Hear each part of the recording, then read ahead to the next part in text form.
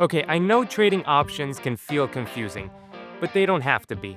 Now, my goal in this video is to help you understand how option contracts actually work in the simplest way possible. Now, we are going to break down all the basics in this sort of beginner masterclass so that you can build a strong foundation and hopefully make options trading less confusing and ultimately more profitable. Okay, so what is an option? So first I'm going to explain sort of a technical definition, but then simplify it with examples and break everything down step by step so that you fully understand the concept and understand what we're working with here. All right, so let's take a look. An option is a contract between two parties that either give you the right or obligation to buy or sell stock at a specific price on or before a specific date. Now, I know you might be reading that right now and thinking to yourself, what?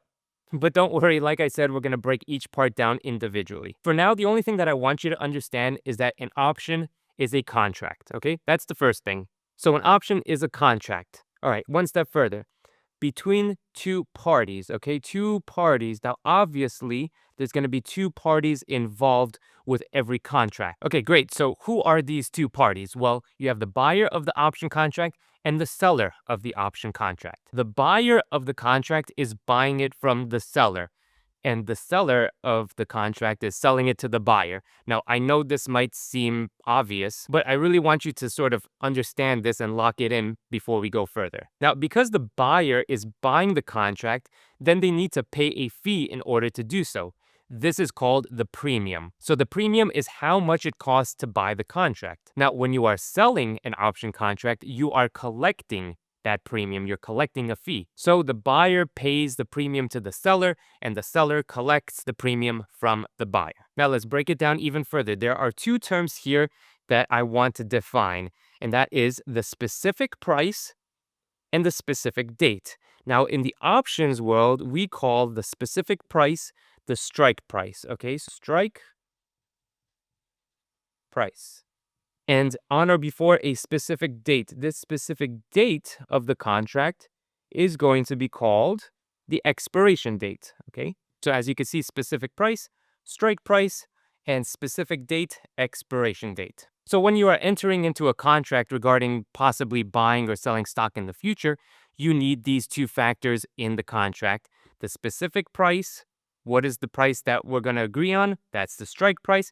And by what date, right? What's the expiration date of this contract? That's the specific date, and that is the expiration date. So every option contract has these three important factors. You have the strike price, the expiration date, and the premium paid by the buyer or collected by the seller. And once we go through some of these examples, you will see how they play into the contracts themselves. All right, so what do we do with these contracts? Well, they do different things whether you are a buyer of the contract or whether you are a seller of the contract. Now, this is a very important distinction because the definition changes whether you buy options or sell options. So now let's go back to the definition. An option is a contract, we get that, between two parties, the buyer and the seller, that either give you the right or obligation. So the right or obligation is going to be about buying or selling. So you can see the or will indicate whether you're buying or you're selling.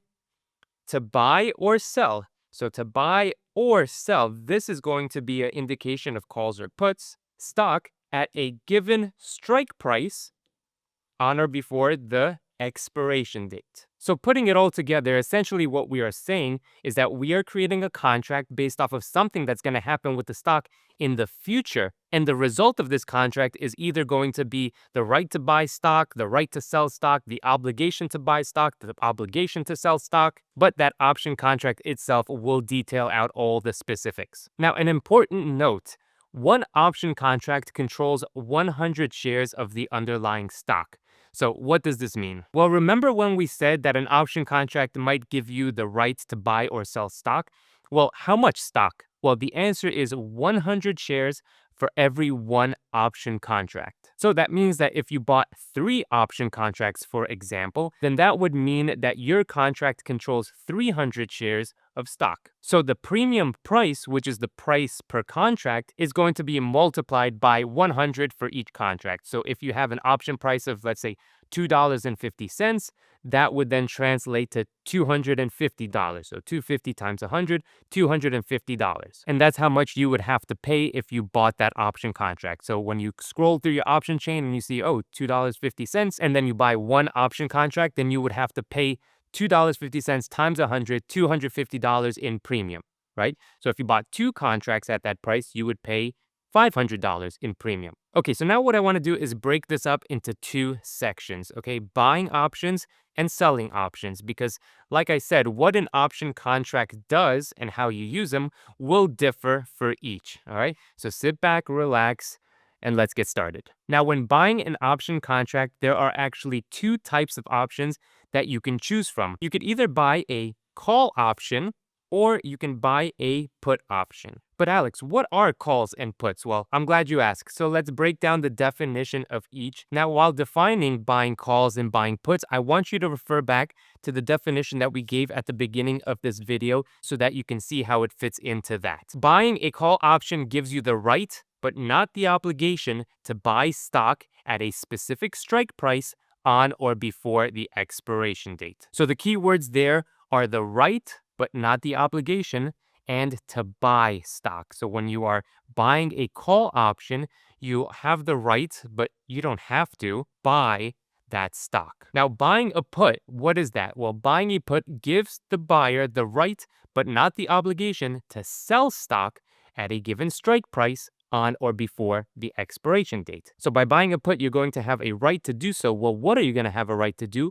Well, you're going to have a right, but not an obligation, to sell stock. Now, before we go further, I want to see how the options visually look on the option chain so you can get a better understanding of what we will talk about. And to do this, I want to pull up Public. Public is one of my favorite platforms and the sponsor of this part of the video. Now, if you go to a stock, for example, Apple, and you go to trade and trade options, you'll see the option chain pop up. Now, you can see at the top, you have the expiration dates, the strike prices on the left, and the premiums on the right side of the screen. These are the 3 key factors that you will need when trading options, and this app makes it super easy to see all of that. Now, also at the top, you have the 4 types of trades that you can make: buy calls, buy puts, sell calls, and sell puts. This is where you will make your option trades. So if you want to buy calls, the process would be something like this. You're first going to pick buy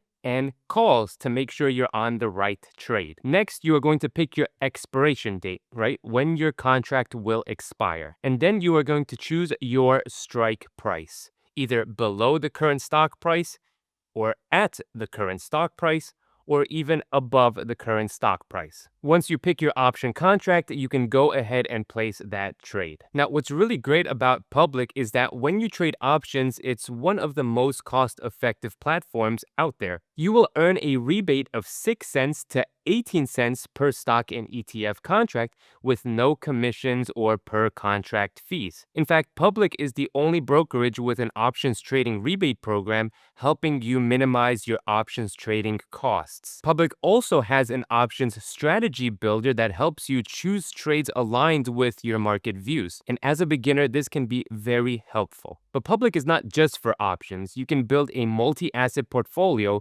of stocks, bonds, crypto, ETFs, and of course options, all in one place. So whether you're just starting out with options or you're scaling up your strategies, Public makes it easier and certainly more cost effective to trade. Check them out using the link in the description. Thank you to Public for sponsoring this part of the video. Now let's get back into it. Okay, so now that we understand all of that, I want to try to go through a real world example. So leaving aside stocks for a second, because I know when you get into the actual stocks and the numbers and all of that could be confusing.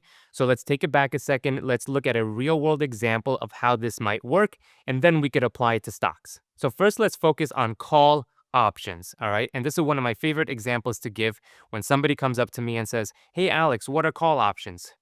That doesn't happen, but regardless, here's the scenario. Let's say that you want to buy a car, and the car costs $10,000.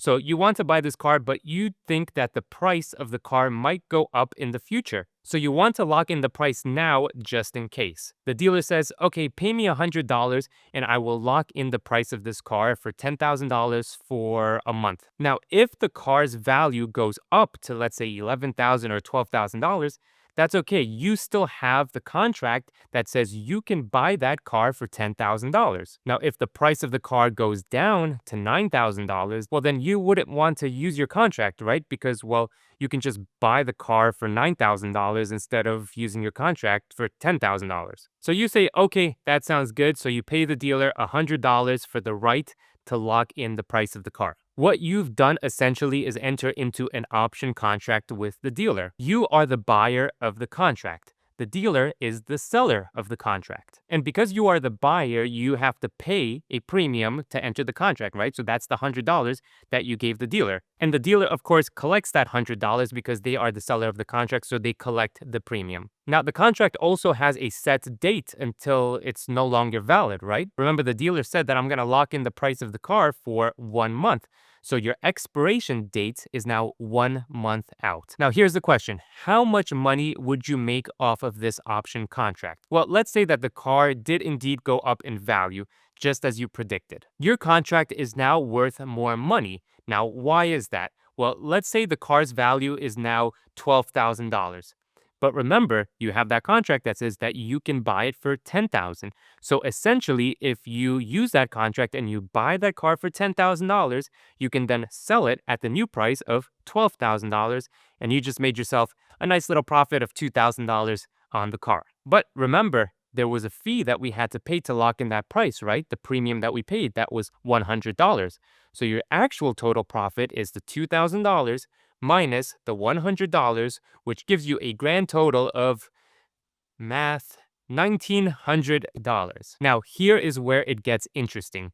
You can also sell your contract to somebody else. Your contract right now is essentially worth $2,000 at the moment. Now, let's say somebody comes along the way and wants to buy your contract because they believe the car is going to continue to increase in value even more. So you sell the contract to them because you didn't want to buy the car anyway. You sell them the contract for $2,000, but remember, you initially paid $100 to buy the contract from the dealer. So again, take that $2,000 minus $100, you get a profit of $1,900, which, if you notice, is the same amount you would have made if you bought the car and then sold the car. But by selling that option contract, you have an added advantage of not having to lay out $10,000 to buy the car. Now, an important note here, the higher the car increases in value, the more your option contract will be worth. So to make money off the call option, you need the price of the underlying asset, in this case, the car, to go up as much as possible. This way you can sell your contract for a profit, and again, you didn't need to even buy the car. Now, what happens if the car's value does not increase? Well, in that case, you wouldn't need to use your option contract because, again, it wouldn't make sense. So that contract will just expire worthless and you will lose the money that you paid the dealer to lock in the price because, again, you didn't use the contract, so you gave up the $100 to the dealer and you called it a day. So hopefully now you understand the concept of buying a call option. But again, we want to take this and now apply it to stocks so we can see how they're going to work with our everyday investments. So let's come down here and take a look. So we're buying call options. Okay, this is the first thing that we're going to look through, and we're going to go through everything. So for buying call options, well, when do we use call options? Well, we're going to want to use call options when we think that the underlying stock is going to increase in price. So that means that we think the stock is going to go up. We're going to use call options to reflect this, okay? Now, the profit, how do we profit off of a call option? Well, you want the stock price to increase past the strike price, all right? So you want the stock to go up, but then at the end of the call option, you want your stock to be worth more than what the strike price is, okay? Now, how do you lose a call option? Well, that's basically the reverse of how you profit from it. If the stock stays below the strike price, then you will lose out on this and you will lose the premium that you paid. So let's go through an example. Let's say you have a stock and that stock is worth $100 on the open market right now, right? That's the price of the stock. And let's say you buy a call option with a strike price of, we're going to make it simple. We're going to do an at the money strike price at $100. All right. For the expiration date, you chose 3 months out. So this contract will expire in 3 months. And you paid a premium of $2. Okay. So this is the option contract price that you see on the option chain, $2. But remember, $2 is 2 times 100 because every option contract controls 100 shares of the company. So that means that you paid $200 to enter this contract. All right. Now, we want the stock to go up. So let's create a scenario over here where the stock goes up. So the stock goes up, the new price is now $105. All right. So what does our profit look like? Well, if we look back at what buying calls actually means, well, it means that you have the right to buy stock at a specific price on or before the expiration date, right? So you have the right to buy stock right now at the strike price. Strike price is 100, but the new price is 105. So guess what? You would buy the stock at 100 and sell it for $105. That means you made a $5 profit off of this, $5 profit, okay? But remember, we paid a premium to enter this contract. We paid $2 per share. So you have to subtract that from the $5 profit. So 5 minus 2 is $3 that you're left with, or of course $300 because one option contract controls 100 shares. So if you were to exercise your right to buy this stock, you would buy it for 100, sell it for 105 minus the premium, you get a total of $300, all right? But now let's look at the contract's intrinsic value. Now, what I mean by intrinsic value, so, well, the contract itself is made up of two things. The intrinsic value, which is the value of how much you can buy the stock for, sell the stock for, okay, if you exercise your right to use the contract. But it also includes time. So this is going to be dependent on how much time is left in the contract, all right? The more time that there is, the more your contract's going to be worth. But for this case, we're only looking at the intrinsic value if you were to sell it at expiration with no time left, all right?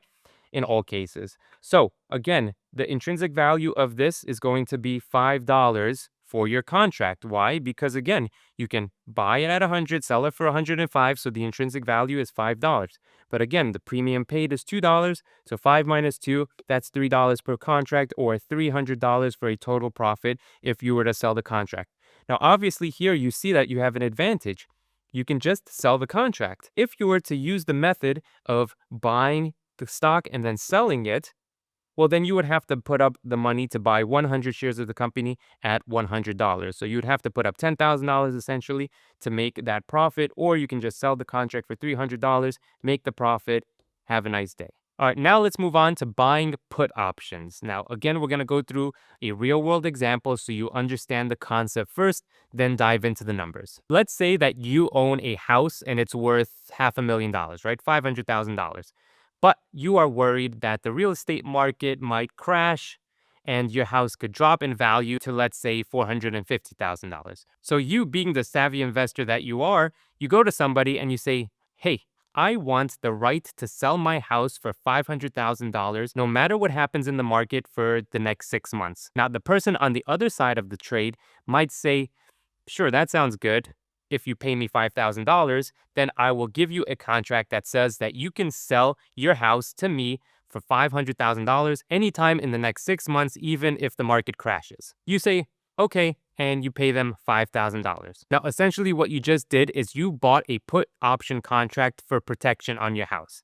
Now, if the market crashes and your house is now worth $450,000, you can use your put option to sell it for $500,000. So your put option worked out great in that case. But what happens if the house value increases, right, and is now worth $550,000? Well, in that case, your contract is worthless because you can just sell your house on the open market for $550,000 instead of $500,000. So again, we have all the elements here of a put option contract, right? We have a strike price of $500,000, we have an expiration date of 6 months out, and we have the premium that we have to pay as an option buyer, which was $5,000.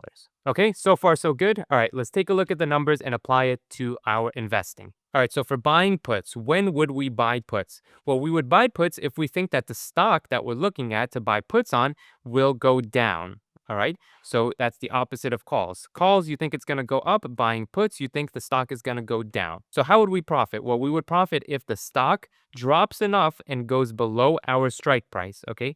So the stock has to be below the strike price in order for us to profit from this trade.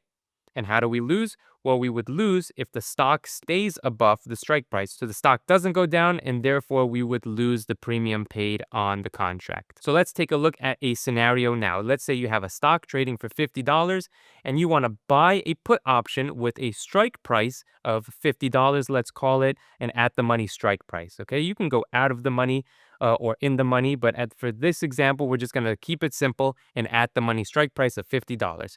Now, the expiration date that you chose is 6 months out because you want to play it a little bit more safe. So the further out you go in time, the more likely it is you would profit from this trade. And you have a premium of $5. And again, we're paying that premium. So 5 times $100 is $500 that you are going to pay to enter this trade. Okay, so now let's see what happens. The stock goes down just like you wanted, and the new price now of the stock is $40. Well, this is good. So we're going to profit off of this. Well, how are we going to profit off of this? Well, remember, you have the right to sell stock at a given strike price. Strike price is $50, right? So you would go out essentially on the open market, buy the stock for the new price of $40, and then use your option contract to sell it for $50, right? So I buy it for 40, I sell it for 50. Guess what? I just made a $10 profit on this scenario. But wait, we had to pay a premium. We can't forget that. So we have a $10 profit minus the $5 premium. This gives us a total profit of $5 per share times 100 is $500 in profit if the stock drops down to $40 and you buy the stock, you sell it at the strike price, and you made your money. But of course, you don't have to do all of that. You can just sell your contract forward.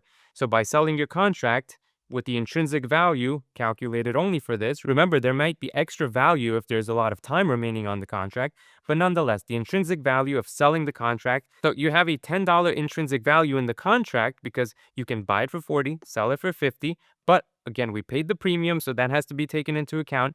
10 minus 5, you get $5, which is $500 that you would make selling this option contract further to somebody else rather than buying or selling the shares, all right? So to nail down the understanding, I want to take a look back at this definition and insert the calls and the puts on the buying side into this, okay? So an option is a contract between two parties, the buyer and the seller, that either give you the right or obligation. So which one would be for buying?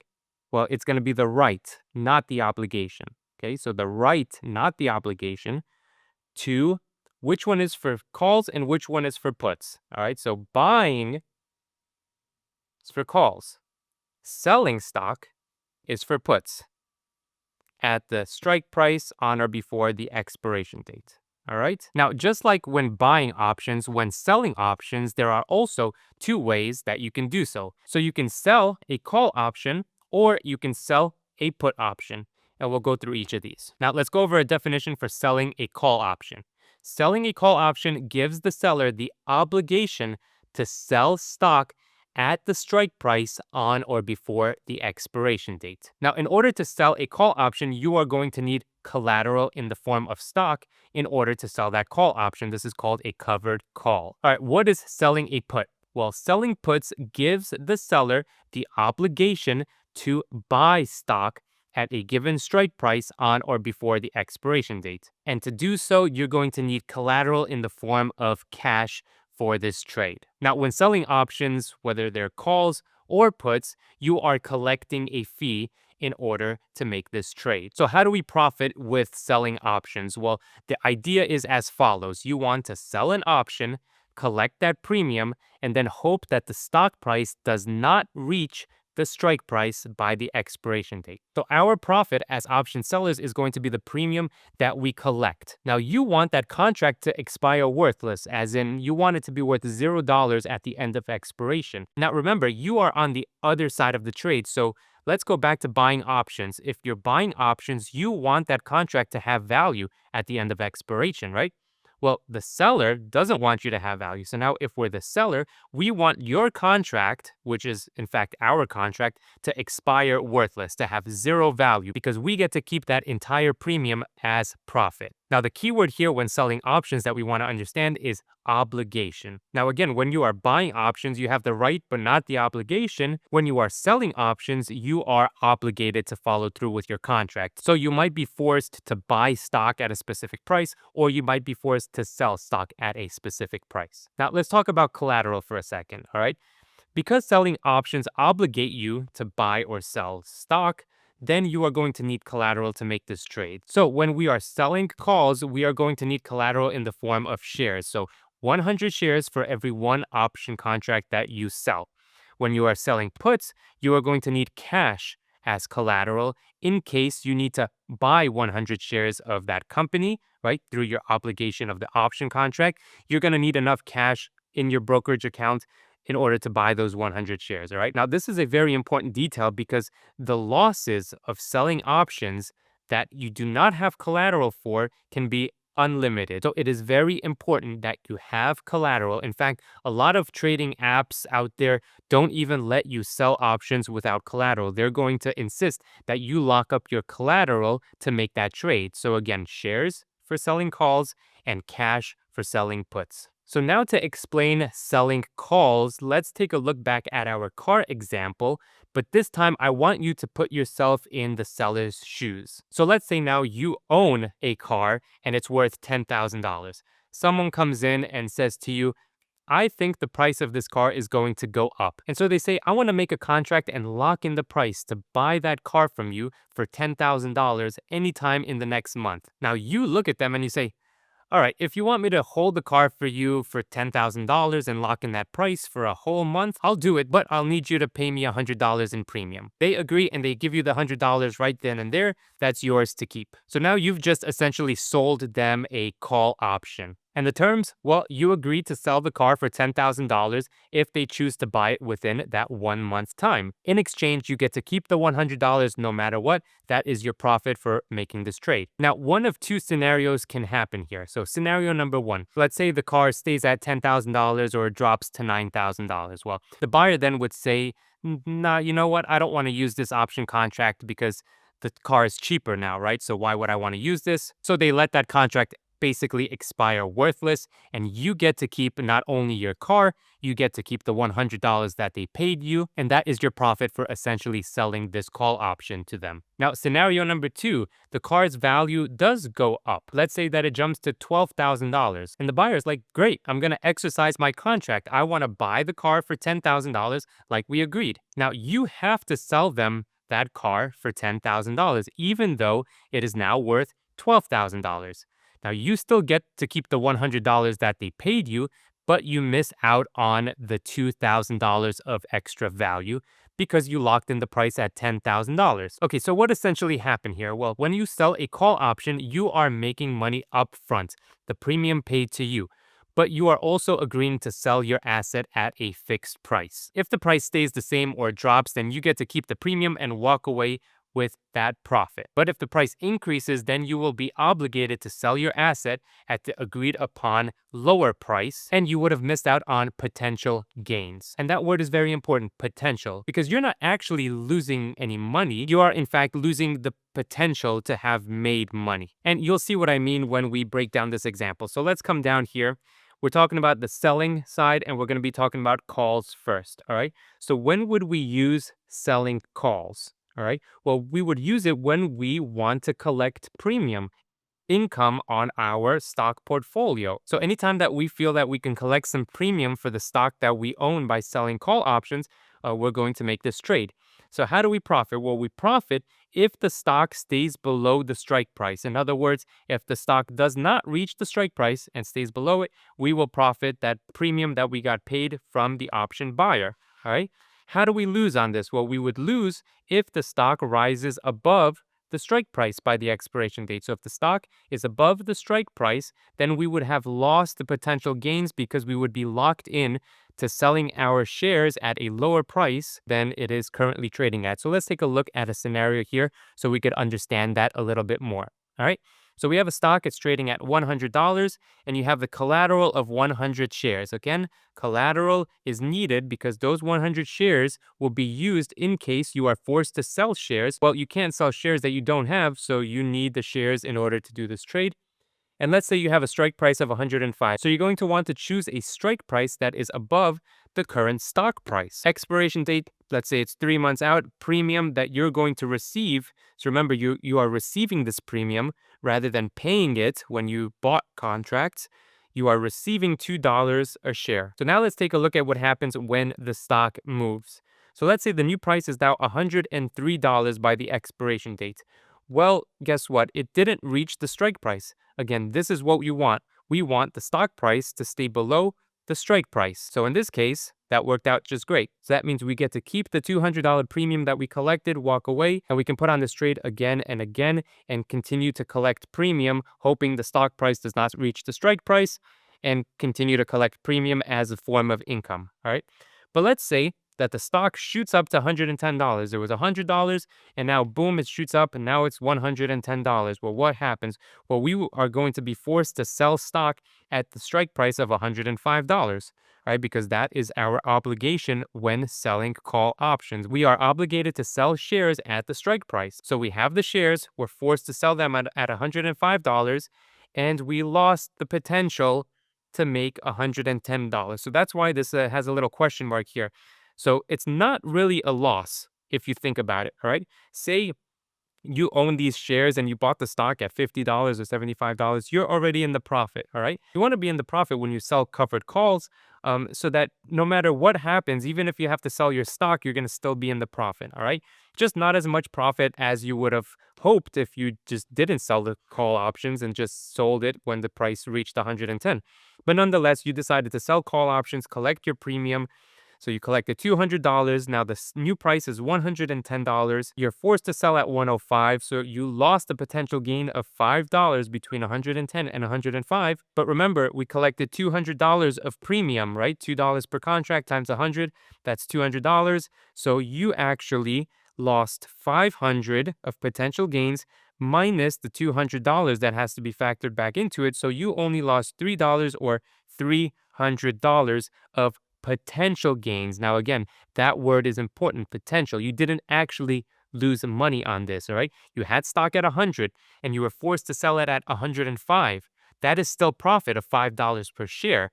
You also got $2 of premium. So essentially, that's sort of saying that you actually sold it at $107 a share, right? Now, I know this is more of a psychological thing, and you can kick yourself sometimes by selling covered calls and the stock shoots up way past your strike price.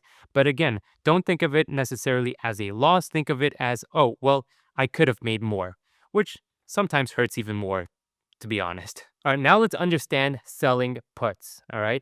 Now again, real world example, we're gonna go back to that house example. I thought it was a pretty good one.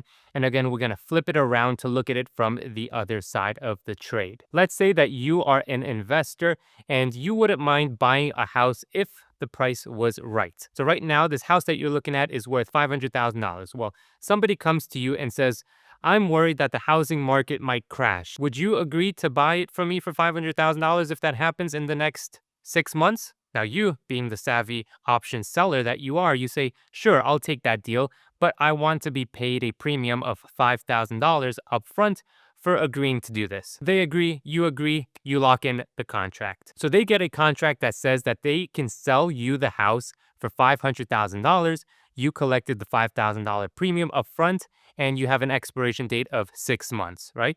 So now what happens? Well, you are then going to be obligated to buy that house for $500,000 if they decide to exercise their contract. So let's go through a few scenarios. Scenario number one, the housing market does not crash.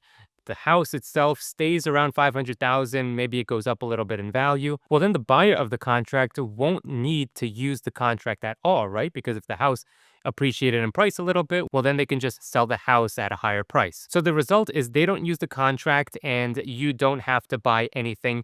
Plus, you get to keep your $5,000 as pure profit. This is the best case scenario for you as the option seller. Now, scenario number two, what happens if the house value drops to $450,000? Well, now the buyer wants to use their contract, right?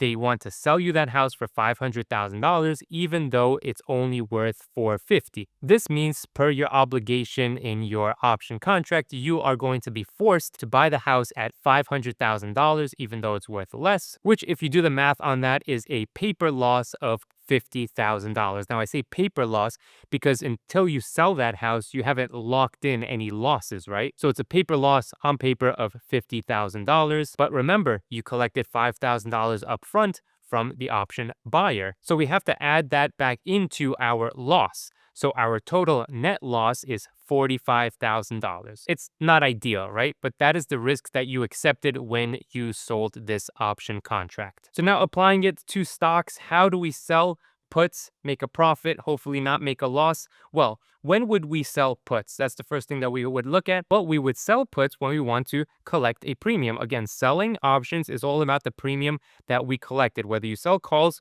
or sell puts, we want to collect that premium. Okay? Now we profit when the stock stays above the strike price. So again, what this means is that you do not want the stock to hit the strike price. You want it to stay above. Now, how do we have a loss for selling puts? Well, a loss will happen if the stock actually goes below the strike price, right? The reverse of the profit.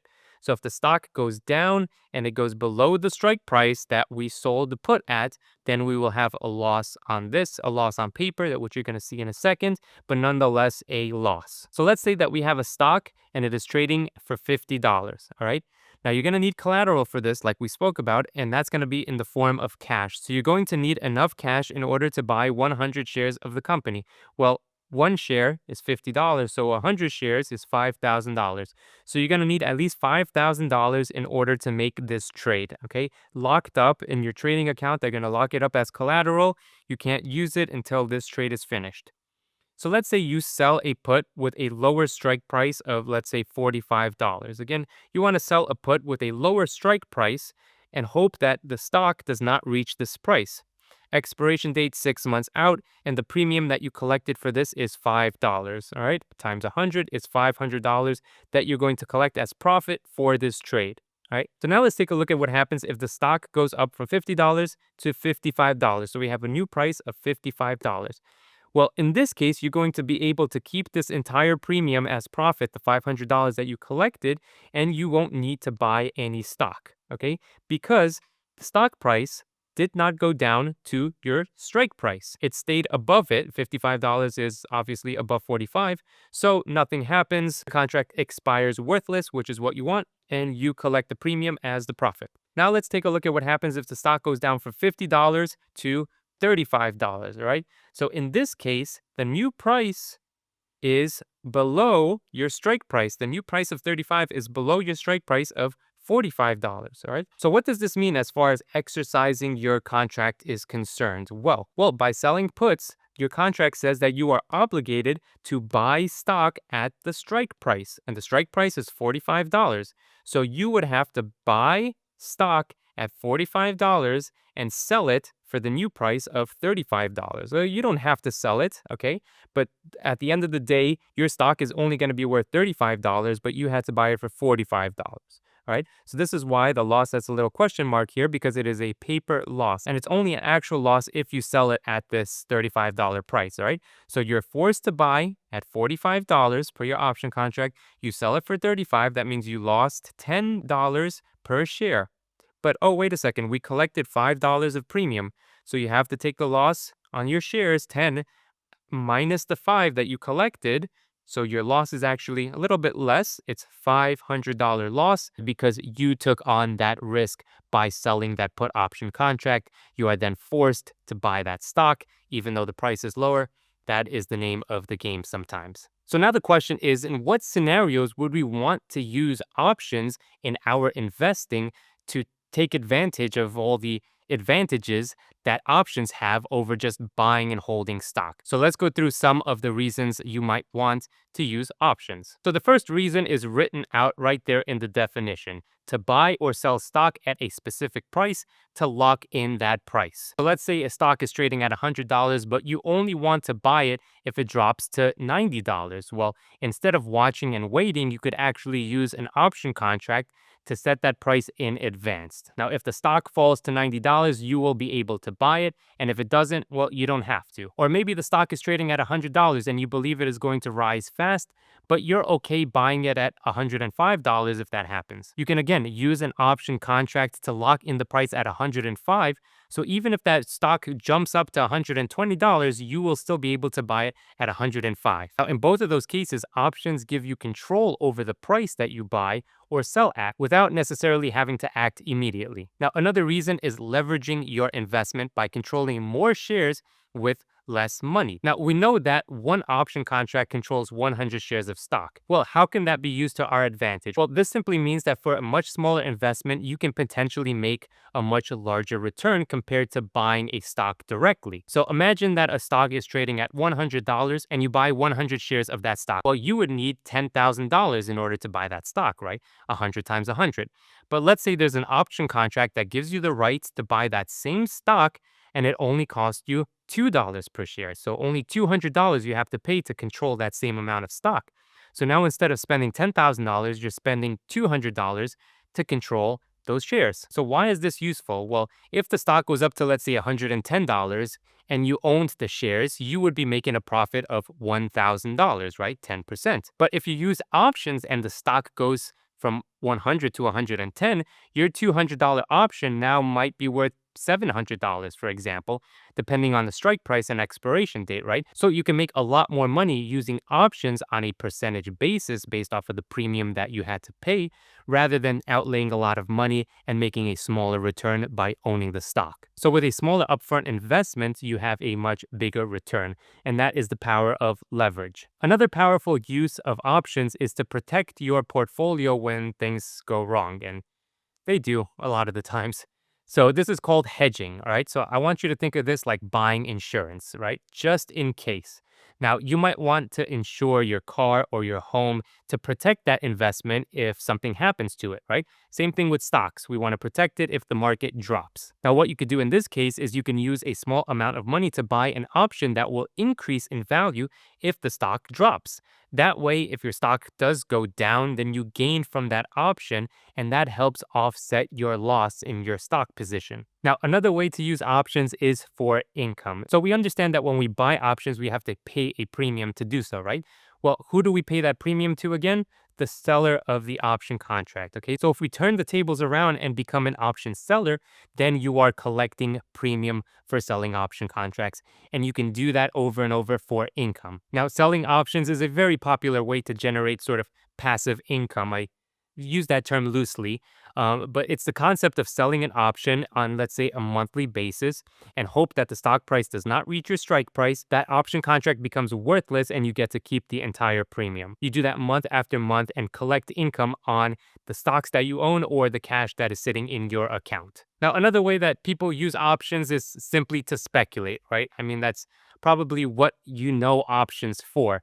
And this is not necessarily the reasons options were made, but it is a byproduct of how options work. And that is just to speculate on price movements of stock and be able to buy options when they're cheap and sell them for more money. So we're only making money off trading these options and hopefully selling them for more than we bought them for, which ultimately at the end of the day coincides with a lot of the strategy here.